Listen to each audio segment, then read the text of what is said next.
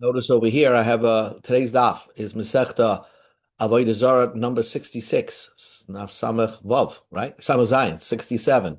So we're going to begin from Daf Samach Vav on the base, a little bit on the top over here, about 5 lines from the top. Basically, the Gemara is having a very interesting machlokes. We know a goy is not allowed to drink a yid is not allowed to drink the wine of a goy, right? You know that. It's also what happens, can a yid smell the wine of a goy? Is smelling like drinking?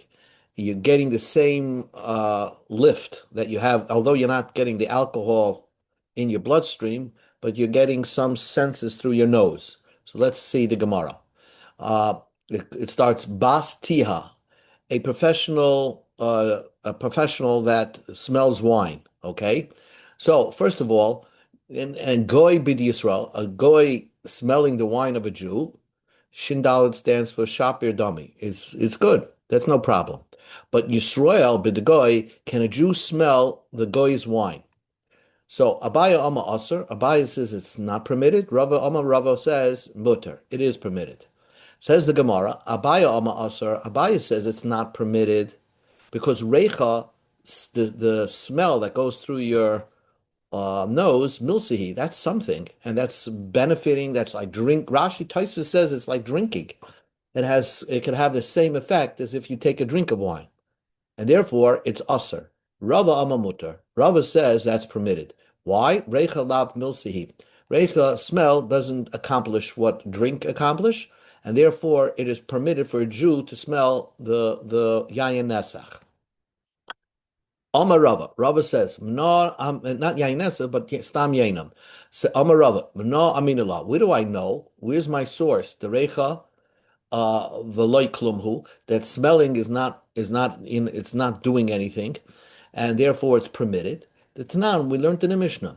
Tanur, if you have an oven, Shesikoi Bechaman Shal Truma. You heated it up with kamoin, let's call it kamoin, it's cumin of truma. So now the source of the heat of this oven is truma. Va'afal bayas a pas, and you bake the bread. Now, what caused the bread to be baked is the heat source coming from the truma. Hapas mutaris, the bread is permitted even for a regular Yisrael. It's not truma.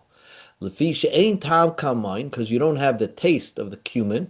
Alarecha kamoin, you have the smell of the cumin into the bread, and therefore the bread is not truma, and so therefore it has a perfect source that the fumes of the smell entering the bread is not anything.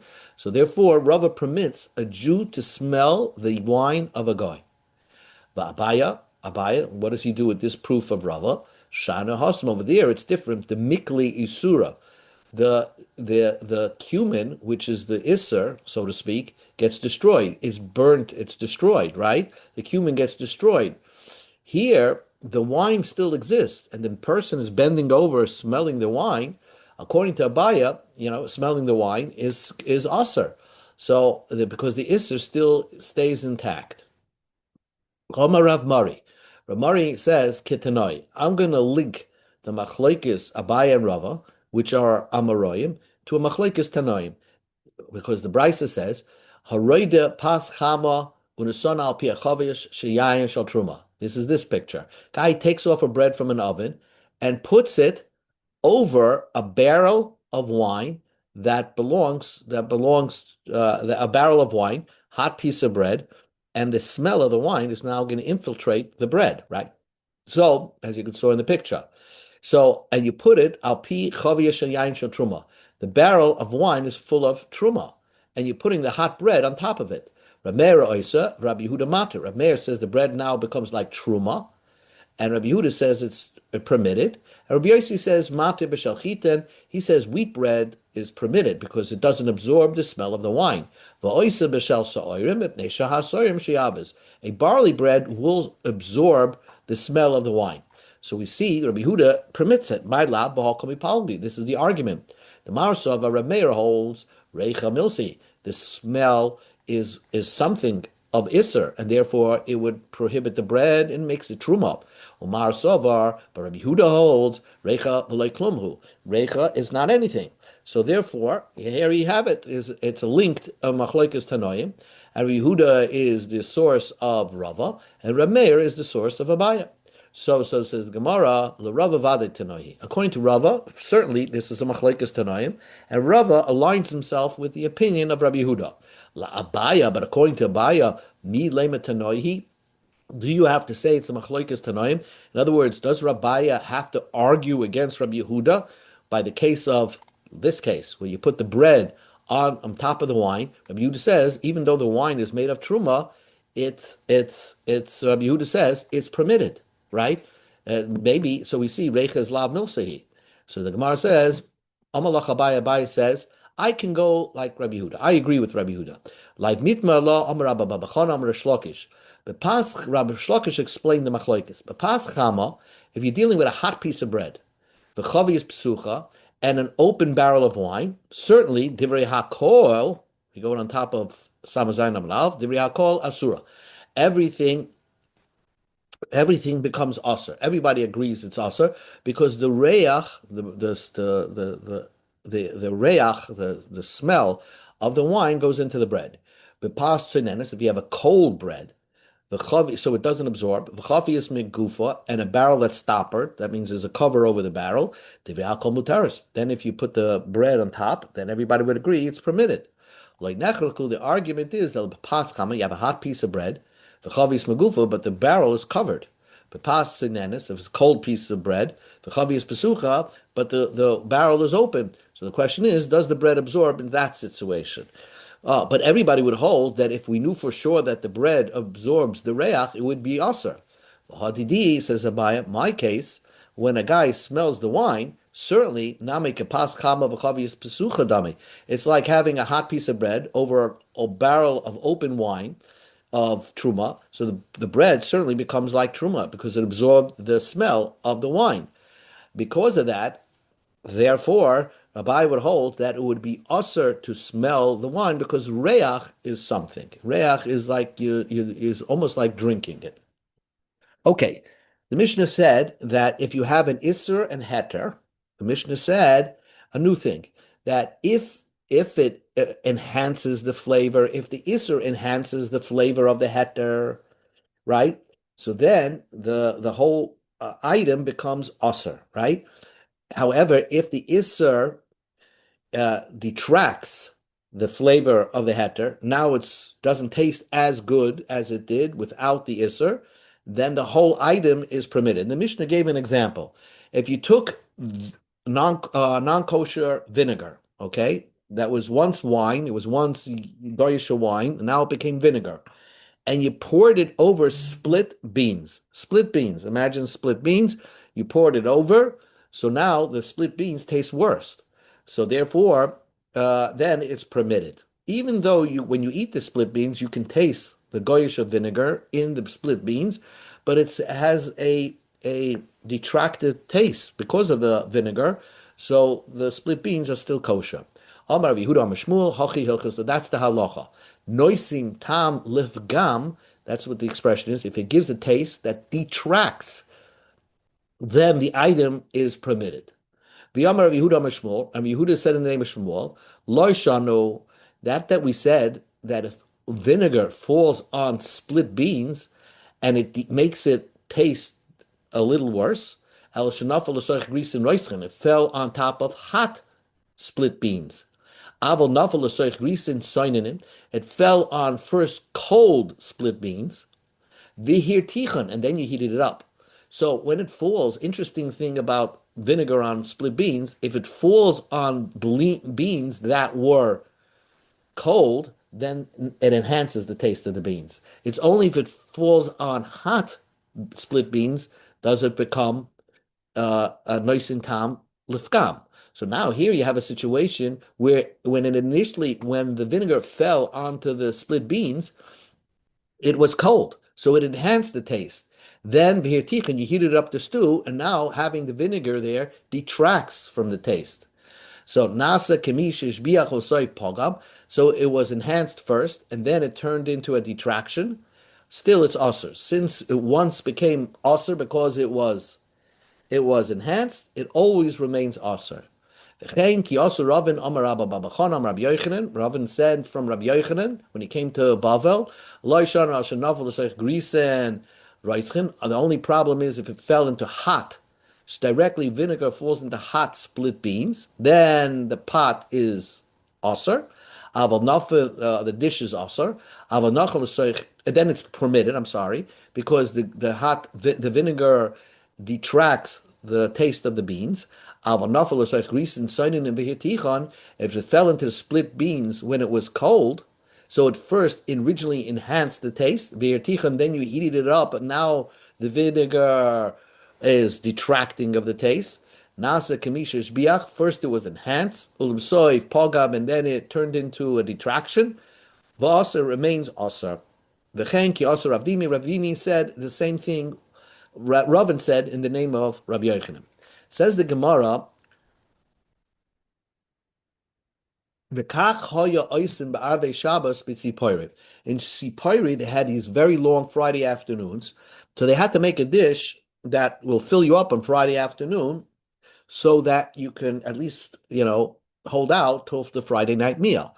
So they would make this dish of split beans, cold, and they would pour a vinegar on it. The Kairin Oisan Shachalayim, they would call that dish Shachalayim, an Erev Shabbos dish. So we see that when you pour vinegar on cold beans, it actually enhances the flavor of the beans. Nu Gemara, Amr Shlakish, Noisim Tam Lefgam Sha'amru. The people, now look, Rish Lakish says, there were some that said that if the Isser gives a detracted taste to the dish, to the mixture, it's permitted. It depends. According to this, if the dish itself should have been a perfect dish. What happens if the dish itself was missing salt? Loish Yamru, that they say, this dish was missing salt. Yiser Melch has too much salt. Cheser Tavlam was missing spices. Yiser Tavlam, had too much spice in.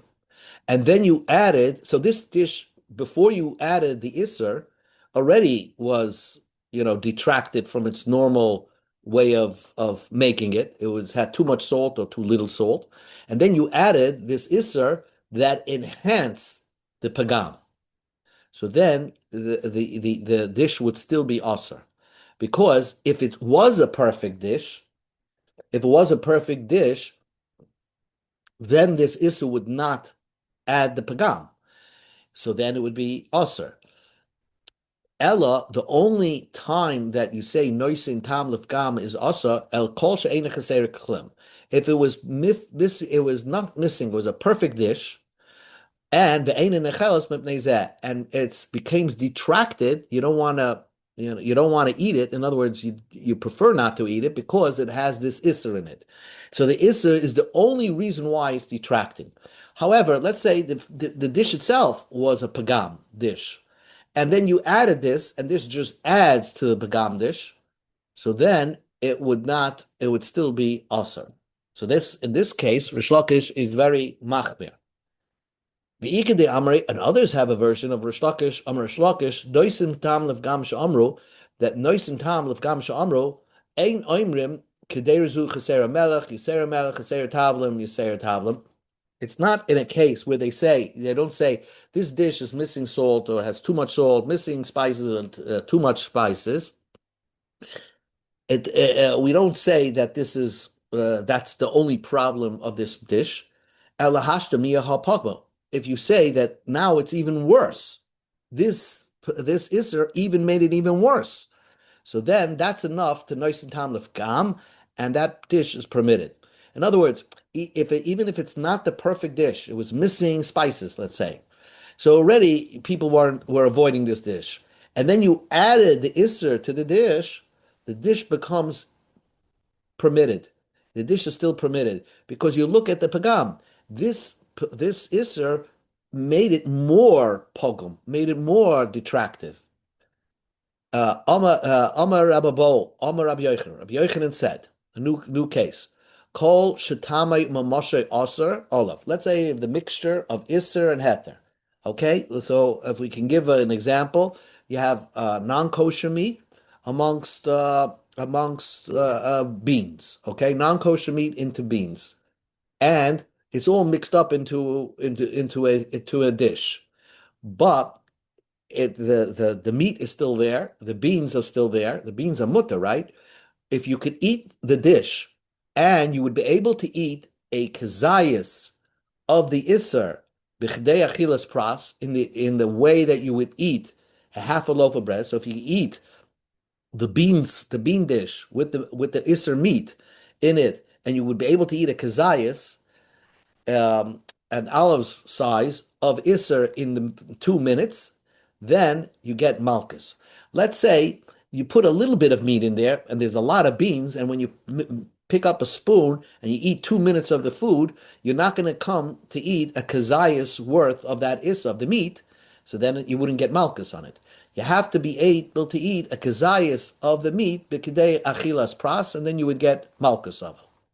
We go to Amid Beis. Let's say you put the meat, or you put fat, non-kosher fat into a dish, and the non-kosher fat dissolved. So you don't have the pieces of the non-kosher fat, it dissolved. But you don't have the also, so it's still also to eat the dish, but ain't like an olive. You don't get malchus because you're not eating the iser. The imriba tam lebagam, but if it increased, it detracted by adding the isser, it made it detractive.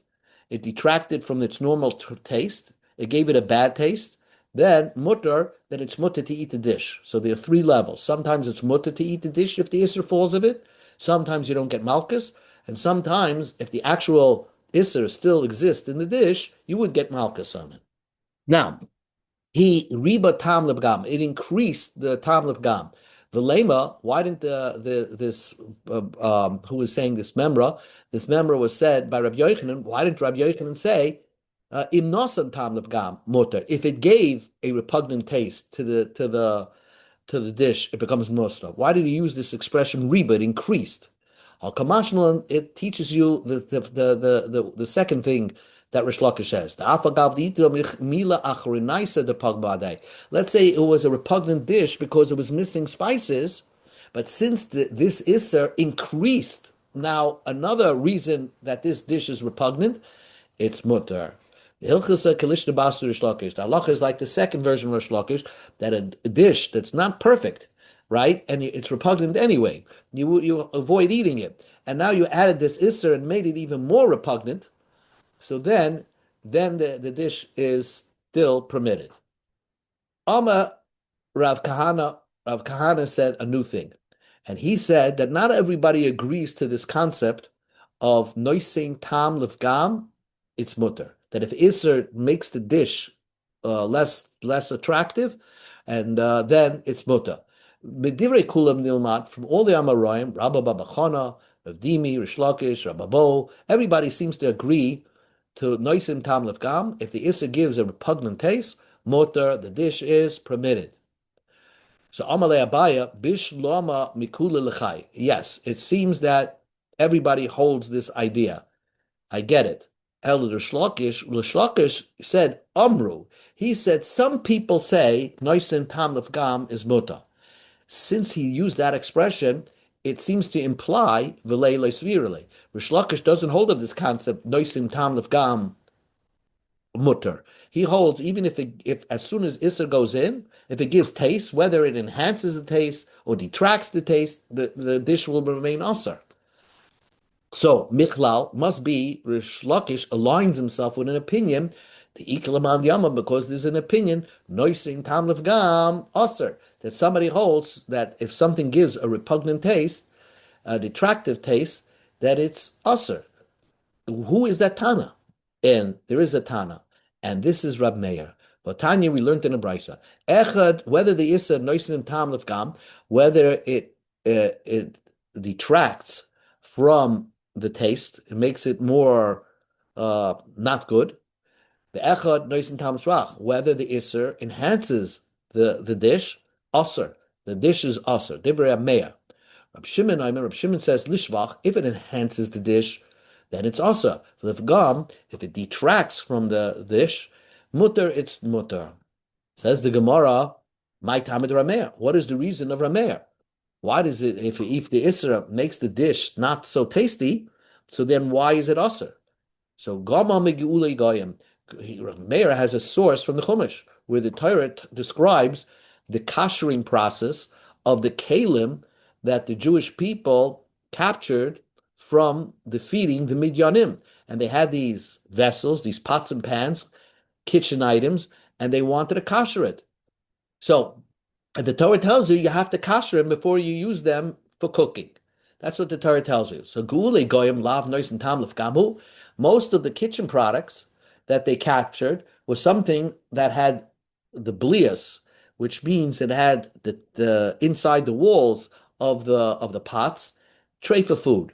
But those treifa foods was cooked, a while ago. It was more than 24 hours. And nevertheless, the Torah says you have to kasher it. Because the answer is because even if a Jew would cook kosher food in that goyish pot, it would give taste, albeit not good taste, into the Jewish dish, into the Jewish cooking. Nevertheless, the Torah says you gotta kasher the kalim. V'asa rachmana, the Torah says it's asa. You can't cook with that pot unless you kasher it. So therefore, it's no difference whether an isser that falls into a dish and gives it a not good taste, you can't eat it. The other opinion, Rav Shimon says who it's muta. Rav Huna the Amar Rav Huna b'Rev Chia explained, the Torah did not require you to kasher a kitchen utensil from the Midyanim unless they used that kitchen utensil that day, that pot that day, the lav lepagamhu, because then it wouldn't give a repugnant taste if a Jew cooked with it right away. That was the Torah asad. But it wasn't that the Torah was prohibiting using old kitchen pots that were not used within the day of capture. Ve'idach, Rameir learns, Kedera Bas Yomi, even a Kedera that it was used once during the day and not 24 hours old, but some of the blias inside the walls already started to deteriorate and would give a bad taste if you would cook something else in that pot. And therefore the Torah says still give it a hechsher. You have to kasher it. So Rameir really has a source in the Torah that tells you noisein tam lefgam. If an issa gives a repugnant taste into a cooked item, it's no good. Rab Shimon, my tama. Rab Shimon, what's his reason that it says that if he gives a noisein tam lefgam, if it gives a bad taste to the food, what's his source that it's permitted? The Tanya we learned in a brisa, kol nevela lager asher b'shrecha. Don't eat any nevela. To the ger, you should give it to, right? So l'kol nevela lager. So we darshan kol haruya lager karuya nevela. If it's edible for a human ger, that's called nevela. We go to a little bit of samaches. She'ein ru'uya lager. If it started to spoil and it's not worthy for a ger to eat, he doesn't like it. Ain't a Korean avail. It's not called an avail. So we see that something that becomes repugnant a little bit, the Isser falls away. Says the Gemara of Rameir, what does he do with that pasuk? That pasuk is lemu'ute srucha me'ikara. That teaches you that, let's say, the animal, the nevela animal, was a very sickly animal full of shchin, full of boils when it was alive. So it was already diseased animal when it was alive. So therefore, it never had the nevela on it, even when it died. So that's what the Torah is telling you. That if you have a very, very sickly animal, right, that you wouldn't have eaten it from it because it's so sick, and then it dies. So when you eat from that animal, you don't get the Isser nevela because it was already spoiled from when it was alive, so to speak. So, but if it was a nevela and then it became spoiled, then it's still called an avela. Rab Shimon says, "Srucha me'ikara like tzricha mi'uta," something that was spoiled from its very beginning, from its life. It was sick. I don't need a pasuk to exclude it. Afra be'almahu, that's dirt, and therefore that was never, of course, a havamina that there would be an isser nevela on something. That's like eating dirt. It has nothing to do with an animal. Bottom line is, we have machlekes tanoim what to remember. Noisim tam l'shvach, if the issa gives an enhanced taste, everybody holds its osir. If the Isser would give into the mixture a repugnant taste and makes it taste the dish worse, so Rab Meir says then the dish is still Asr, and Rab Shimon, because of Psukim of Darashais, he says that the dish would be permitted. Okay, we'll stop over here.